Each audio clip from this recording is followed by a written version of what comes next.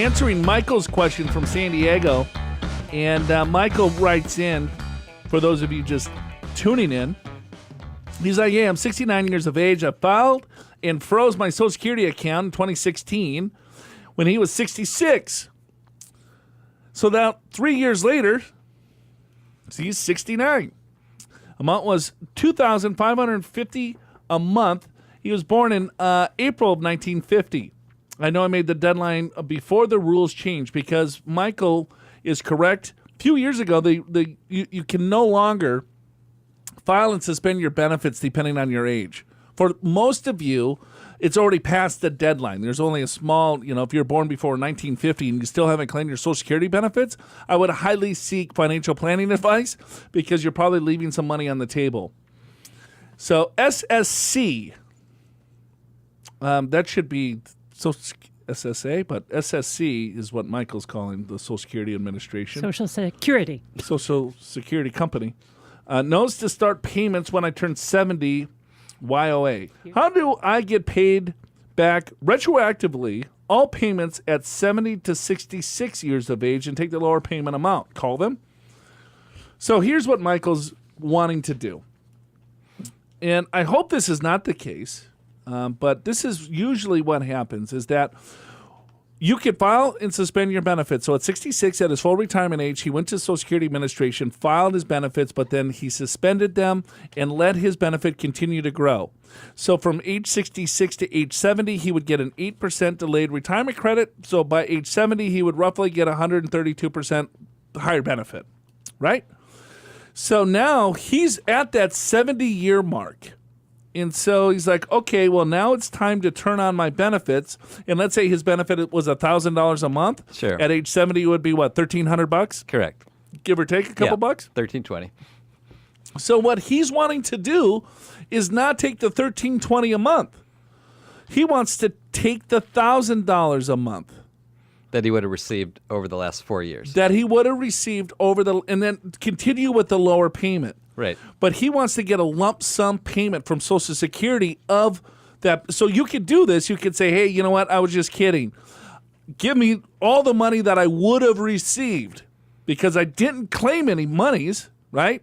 I delayed my benefit to age 70, and now something happened in life where he's either have a shortened life expectancy where he's like, I need to get as much money out of this thing as possible because that's the only real reason why you would want to do this, or maybe he wants a little bit of a lump sum.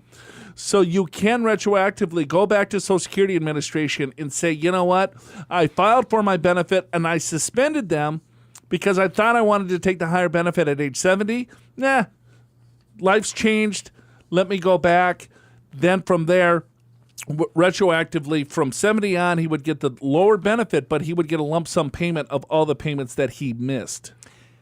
And he would have had to have done this, file and suspend prior to April 30th, 2016 to be able to do this option, according to Larry Kutlikoff. I just checked. Oh. And if you... Yeah, I mean, you had to do this file before the deadline. That's right. Because this is no longer the case. You can't get the lump sum anymore. That's right. In fact, if you were to file and suspend now, which you can do, then there's no retroactive benefit possible. Well, you can't necessarily file and suspend. Mary Beth yelled at me.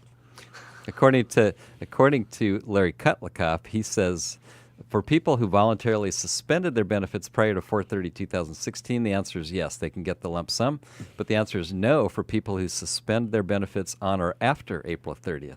That's according to Larry. So what I guess the file and suspend terminology is really for the only reason why you would file your benefit and suspend the benefit, right, is to trigger a spousal benefit. You know what I mean? Right. Because why would you even go through the hassle of filing your benefit and letting the stuff grow? Because the spouse can only claim the spousal benefit if the other spouse had filed for benefit. Is claiming the benefit. Right. Correct. Today, let's say I could file my benefit. I'm receiving my benefit. I can suspend the benefit. And what happens then is that my benefit would continue to increase. Right? So let's say I took it at age 62, I received a lower benefit, and then maybe I go back to work, and then at 64, it's like, well, I don't need the benefit. I can suspend the benefit. And then the Social Security Administration will continue to increase my benefit over time. So let's say now I turn it on at age 70, I would probably get, I don't know, throwing a dart here, probably about 40% more benefit, give or take a couple bucks. Don't quote me on that. But I can do that. But let's say if I was married, even though I filed for my benefit, but I suspended them, while my benefits are suspended, my spouse could not claim a spousal benefit. Right. If she was claiming the spousal benefit and I suspended my benefit, her spousal benefits would go away. Yeah, no, I agree with that. But if you were claiming your own benefit and then you realized, you know what, I don't really need it. Right, and then you suspend it. I could suspend it at this point. And if you do that after April 30th of 2016, you can no longer do the lump sum option. I think that's the point. So, Michael, yes, if that were the case, if you want to take the lower payment and receive the lump sum, you could call them or you could just go to your local Social Security Administration. And I would highly suggest bringing a cell phone that has a podcast app on it that you can listen to Your Money or Wealth for about 4 or 5 hours while you're sitting in the Social Security Administration.